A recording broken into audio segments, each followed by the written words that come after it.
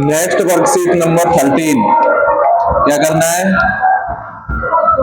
Identify main idea appropriate, यानी हमें paragraph पढ़ना है और उसमें जो लिखा है उसका समझना है कि क्या इसका संदेश है, और उसके बाद में हमें उसके प्रश्नों का जवाब देना है। तो सबसे पहले क्या करते हैं, हम इस पैराग्राफ को पढ़ते हैं।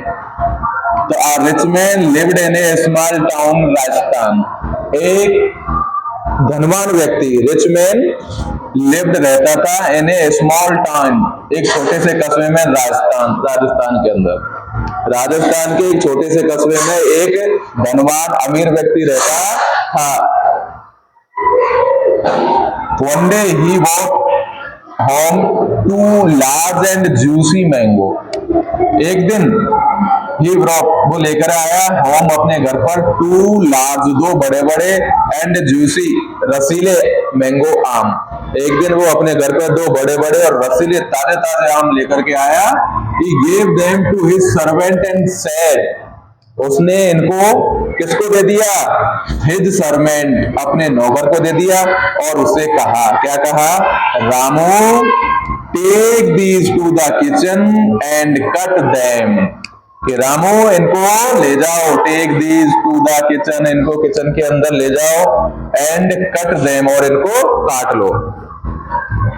Make 2 cup of coffee to me too, और क्या कहा उसने? Make 2 cup of coffee to, और 2 कप कॉफी भी बना लो, यानी आम को काटो, बढ़िया खाएंगे, और साथ में 2 कप कॉफी भी बना ले, एक मेरे लिए आपके लिए। अ friend of mine will be coming soon. अब किसके लिए कॉफी बनवा रहा है वो? अ फ्रेंड, एक मित्र, ऑफ माइन, मेरा, विल बी कमिंग सून, वो जल्दी ही आने वाला है। रामू से इसलिए कहा उसने, कहा के तैयार रख कि मेरा मित्र एक आने वाला है। Ramu cut the mangoes with the knife and put 1 piece in his mouth. Ramu रसोई के अंदर गया और क्या किया? कट द मैंगोज, मैंगोज को काटा, आम को काटा, विद द नाइफ, नाइफ से, चाकू से, and put 1 piece in his mouth, और काट करके एक टुकड़ा उसने अपने मुंह के अंदर रख लिया। हाउ स्वीट इट टेस्ट, और खाकर कहा, कितना अच्छा है, कितना मीठा है इसका स्वाद। If I eat just 1 more piece the master will never know, he thought, उसने क्या सोचा? ही थॉट, उसने सोचा, if I eat just 1 more piece, यदि मैं एक टुकड़ा और खा लूं, एक टुकड़ा और खा लूं, the master will never no, तो हमारा जो मालिक है उसको पता ही नहीं लगेगा। क्या पता चलेगा?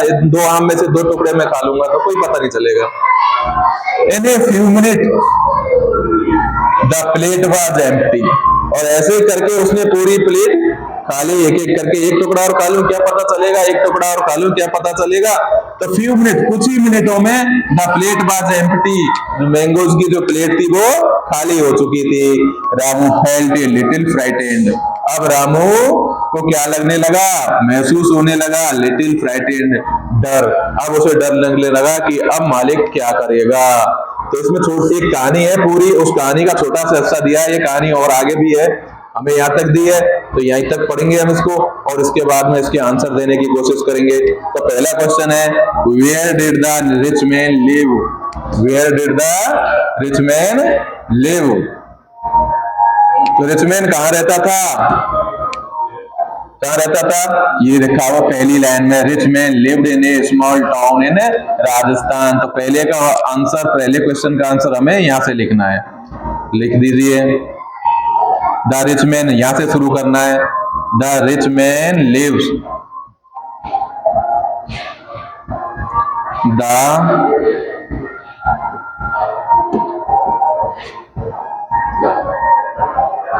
Rich man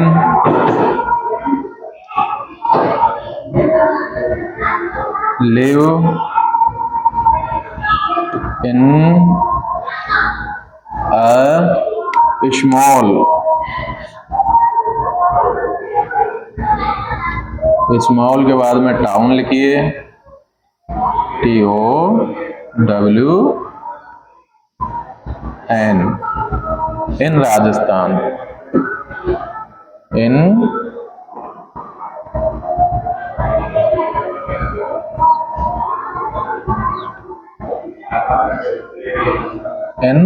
Rajasthan. ठीक है, ये हो गया पहले क्वेश्चन का आंसर।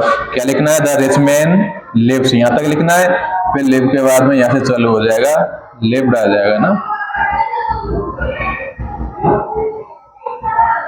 सेकंड क्वेश्चन देखिए, how many mangoes did he bring, कितने मैंगो लेकर के आया वो? तो ही वॉट 2 मैंगोज, तो लिख दीजिए ही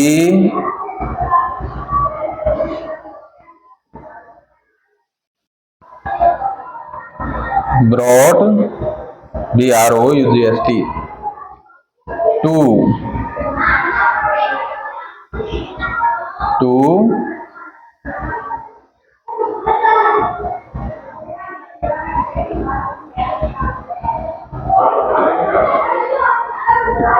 mangoes.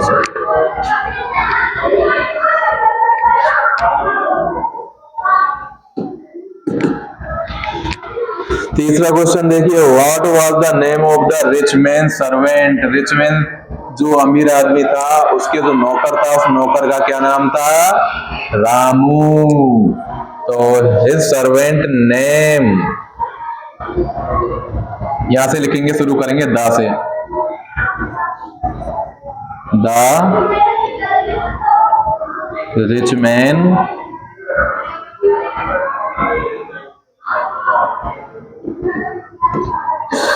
Servant, SERVANT servant,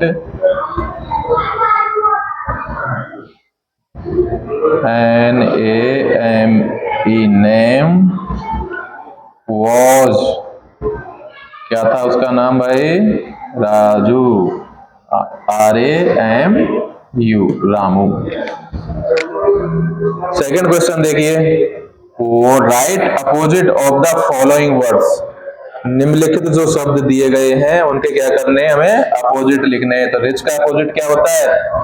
rich यानी अमीर, गरीब को पुअर, POOR।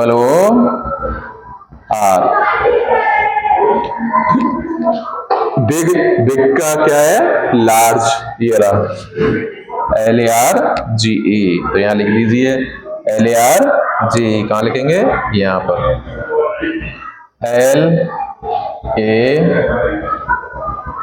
LARGE।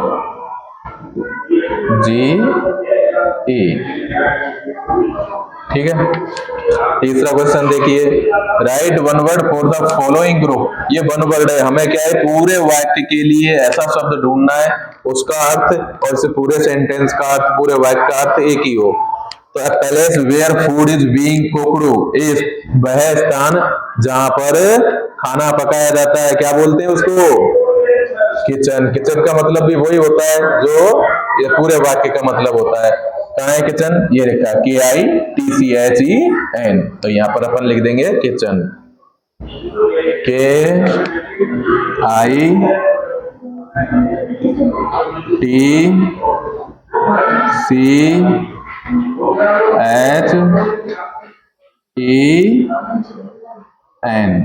किचन।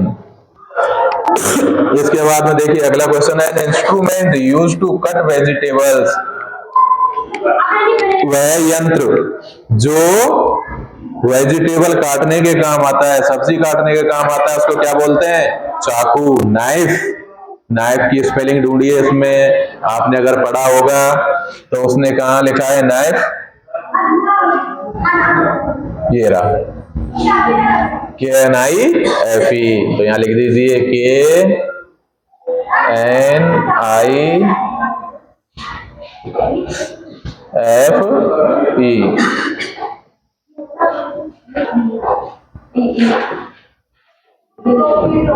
ठीक है, तो ये हो गई हमारी एक्सरसाइज वर्कशीट नंबर 13। ठीक है।